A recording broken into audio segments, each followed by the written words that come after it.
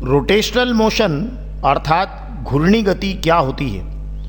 Class 11th physics में rotational motion chapter में आज हम घूर्णी गति के कॉन्सेप्ट को देखेंगे।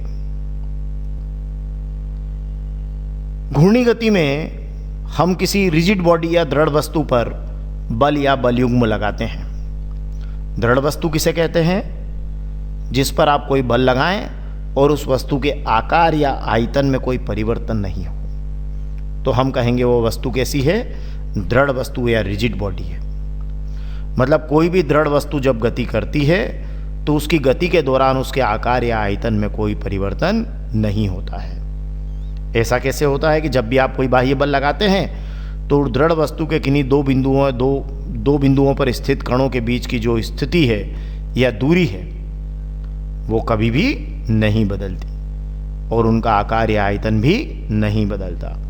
तो हमने रिजिड बॉडी या दृढ़ वस्तु का कॉन्सेप्ट समझा कि जब भी दृढ़ वस्तु शब्द आए आप समझ जाइएगा कि ऐसी वस्तु जिस पर बाह्य बल लगाएं और उसके आकार या आकृति में कोई परिवर्तन न हो तो हम कहेंगे वो दृढ़ वस्तु है।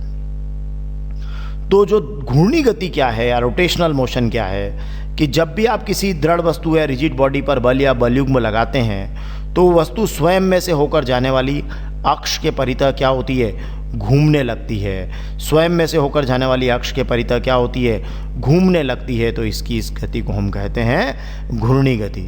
और वस्तु जिस अक्ष के परितः घूमती है उसे उसका घूर्णन अक्ष कहते हैं, एक्सिस ऑफ रोटेशन कहते हैं। तो जैसे हमने अभी देखा कि जो पृथ्वी है वो अपनी अक्ष पर 24 घंटे में एक बार घूम जाती है, तो पृथ्वी की अपनी अक्ष पर जो ये गति है इसको हम कहेंगे घूर्णन गति, रोटेशनल मोशन।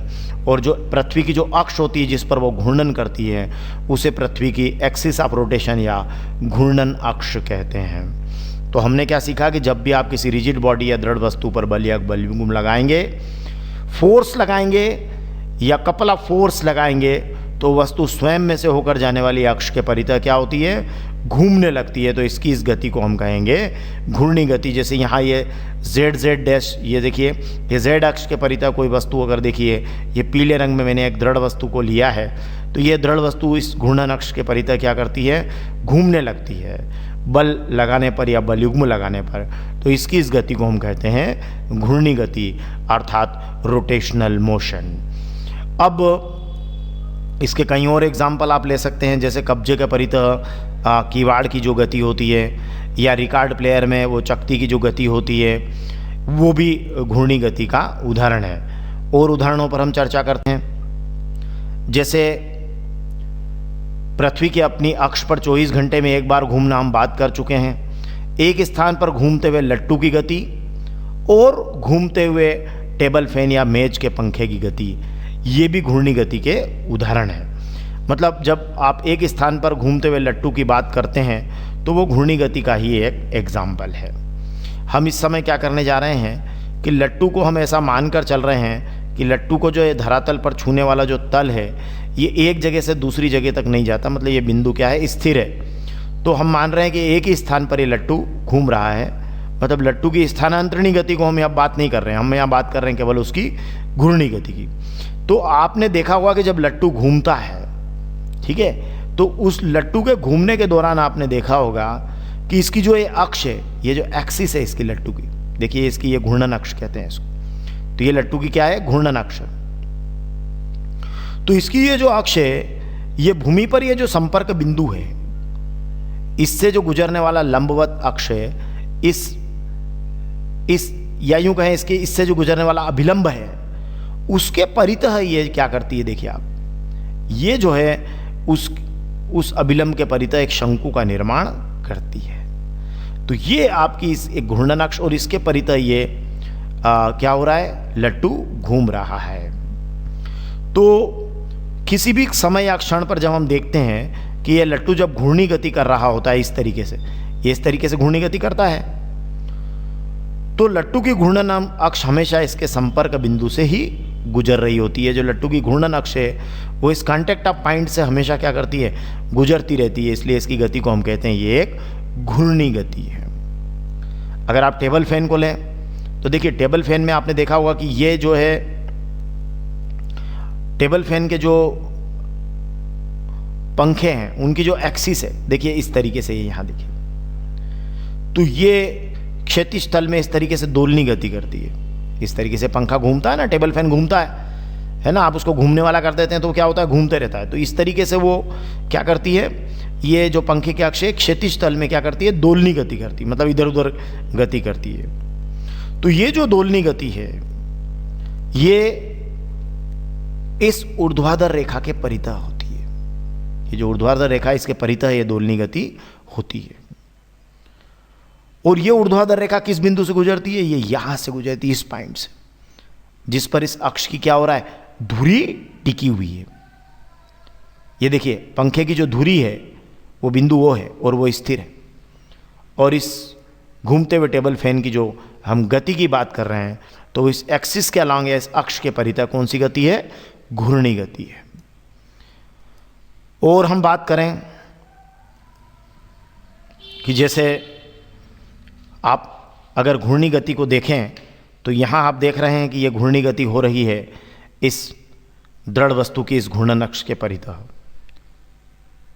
तो ये जो इसके अवयवी कण होते हैं, जिन कणों से ये मिलकर बनी होती है, ये जो दृढ़ वस्तु जिन कणों से मिलकर बनी होती है, तो ये पूरी दृढ़ वस्तु तो घूर्णन अक्ष के परितः घूर्णी गति करती है, पर इसके जो अवयवी कण है, जैसे यहाँ देखिए M1 द्रव्यमान के कण को देखिए, तो ये जो कण है ये वृत्तीय गति करेगा। मतलब इसके अवयवी कण कौन सी गति करते हैं, वृत्तीय गति करते हैं। अब वृत्तीय मार्ग बड़ा या छोटा हो सकता है, जैसे अवयवी कण दूर हुआ तो वृत्तीय मार्ग थोड़ा सा बड़ा हो जाएगा। और वृत्तीय मार्गों का जो केंद्र होता है, ये केंद्र, ये इस वृत्तीय मार्ग का देखिए केंद्र है, तो ये घूर्णन अक्ष पर ही होता है। जो वृत्तीय मार्ग का आप केंद्र लेते हैं वो कहाँ होता है, घूर्णन अक्ष होता है। और जो पिंड है, ये जो पूरी वस्तु है, इसका ये जो प्रत्येक कर्ण है ये इस घूर्णन अक्ष के जो है लंबवत तल में ही वृत्तीय गति करता है। तो ये लंबवत तल है इसका, इस घूर्णन अक्ष के परितः। देखिए ये घूर्णन अक्ष के परितः तो दृढ़ वस्तु गति कर रही है ना। अब ये जो इसके जो पॉइंट्स है, इसके जो ये जिन कणों से मिलकर बना है, इन पॉइंट्स के ऊपर जो एक कण है, देखिए यहाँ पर ये M1 द्रव्यमान का कण है, तो ये M1 द्रव्यमान का कण जो है ये वृत्तीय गति करता है। जब ये दृढ़ वस्तु कौन सी गति करती है, घूर्णी गति करती है, तो ये M1 द्रव्यमान का कण वृत्तीय गति करता है, M2 द्रव्यमान का कण वृत्तीय गति करता है। देखिए मैंने इस वृत्तीय गति को यहाँ दर्शाया भी है। ये R1 उसकी त्रिज्या बन जाती है, जो उसकी घूर्णन अक्ष से दूरी है वो त्रिज्या बन जाती है, और ये जो है वृत्तीय गति हो जाती है। तो जब ये त्रिज्या बन जाती है तो अब हम समझ गए कि ये जो कण है ये घूर्णन अक्ष के लंबवत तल में वृत्तीय गति कर रहा है। ऐसे सारे कण घूर्णन अक्ष के लंबवत तल में ही वृत्तीय गति करते हैं। अब आप एक और मजेदार बात देखिए कि आप यहाँ कह रहे हैं कि कोणीय वेग, एक समान कोणीय वेग से मान लीजिए ये घूर्णन अक्ष के परितः घूर्णी गति कर रहा है, तो इसका कोणीय वेग तो एक समान है, परंतु v = ω/r हम जानते हैं। v = क्या होता है, ω/r। तो घूर्णन अक्ष से दूरियां तो अलग अलग हैं, तो v का मान क्या होगा, अलग अलग होगा। तो ये जो कण है, ये जो कण है, इनके बारे में आप कहेंगे कि इन कणों के जो रेखीय वेग हैं वो क्या होंगे, भिन्न भिन्न होंगे। मतलब यहाँ इसका रेखीय वेग v1 होगा तो यहाँ इसका रेखीय वेग v2 होगा, मतलब ये अलग अलग होंगे। v1 v2 हम इसलिए कह रहे हैं कि सुविधा की दृष्टि से कि ये सारा M2 द्रव्यमान के का कण है तो उसका रेखीय वेग v2 हो गया, M1 द्रव्यमान के कण का रेखीय वेग v1 मान लेते हैं। लेकिन वास्तव में इनके रेखीय वेग क्या होते हैं, अलग अलग होते हैं, क्योंकि इनकी घूर्णन अक्ष से दूरियां क्या होती है, अलग अलग होती है। हाँ, इनके कोणीय वेग तो एक समान है। तो हमने ये बात समझी, और ध्यान रखिएगा कि ये जो घूर्णन अक्ष है इस पर अगर कोई स्थित कण है तो फिर उसका कोई आप देखेंगे कि उस प्रत्येक कण का रेखीय वेग जो है वो नहीं होता है या शून्य होता है। तो घूर्णन अक्ष पर स्थित प्रत्येक कण का रेखीय वेग क्या होता है, शून्य होता है। और ध्यान रखिएगा जो घूर्णी गति है वो स्थानांतरणीय गति की तरह नहीं है, ट्रांसलेशनल मोशन की तरह नहीं, क्योंकि स्थानांतरणीय गति जो है वो तो एक विमी, द्विविमी, त्रिविमी सब हो सकती है, पर जो घूर्णी गति है वो केवल जो है द्विविमी या त्रिविमी हो सकती है, वो एक विमी नहीं हो सकती है।